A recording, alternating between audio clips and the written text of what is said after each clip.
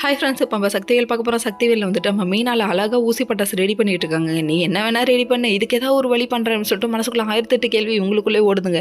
என்ன தான் பண்ண போகிறாங்களோ தெரியல அப்படிங்கிற மாதிரி இருக்குது. இன்னொரு பக்கம் நம்ம சக்தி அழகாக மேக்கப் போட்டு பயங்கரமாக ரெடி ஆகிட்டு இங்கே கீழே வந்து வேலை செஞ்சுட்டு இருக்காங்கங்க. நம்ம வேலைன்னு சும்மா இருப்பாரா? சக்தியை பார்த்தோன்னே கையை பரபரன்றச்சு போல, தம்பி கிள்ளிட்டாப்ல, சாரிப்பா தம்பி ஏதோ ஒரு மிதப்பில் கிள்ளிட்டாப்ல அப்படின்ற மாதிரி ஆயிடுச்சு.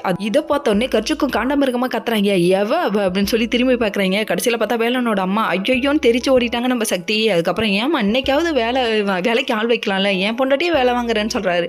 தம்பி நல்லவனா வல்லவனா? அம்மா கிட்ட நல்லவர், பொண்டாட்டிக்கிட்ட வல்லவனா? சரி, இதெல்லாம் ஒரு பக்கம் இருக்க. இன்னொரு பக்கம் சக்தியோட வீட்டில் இருந்து எல்லாரும் வந்துட்டாங்க. அதுக்கப்புறம் மீனால ரெடி பண்ணி கீழே கொண்டு வந்து உட்கார வைக்கிறாங்க. பூ வைப்போன்னு போன சக்தியை கண்ணா பின்னான்னு பேசிட்டாங்க. கேட்டால் குழந்தை இல்லைங்கிறாங்க. இது ரொம்ப தப்புமா? அவங்க குழந்தை வேணான்னு தள்ளி போட்டிருக்கலாம்ல, அவங்க மனசை ஏமா நோகடிக்கிற அப்படிங்கிற மாதிரி ஆயிடுச்சு.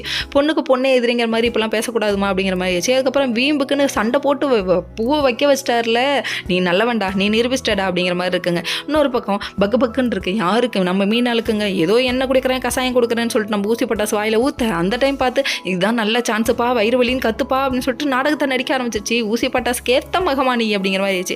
நல்லா நடிக்கிறாடா நீ, நடிகண்டா அப்படிங்கிற மாதிரி இருக்கு. நம்ம வயிறு வலின்னு இவங்க கத்த, அதுக்கப்புறம் பாத்ரூம் போவ, ஐயோ அம்மான்னு சொல்ல, அதுக்கப்புறம் அந்த டைம் பார்த்து இவங்க டாக்டர் வர வச்சிட்டாங்க. ஐயோ அந்த புள்ள நடிக்குதுன்னு தெரியாம நீங்க எல்லாம் ஏன் இப்படி பண்றீங்க அப்படிங்கிற மாதிரி இருக்குங்க. இவங்க டாக்டர் வர வச்சிட்டாங்க, பிரச்சனை பெருசாக்கிறதுக்கு பிளான் பண்ணிட்டாங்க. Okay friends, next video.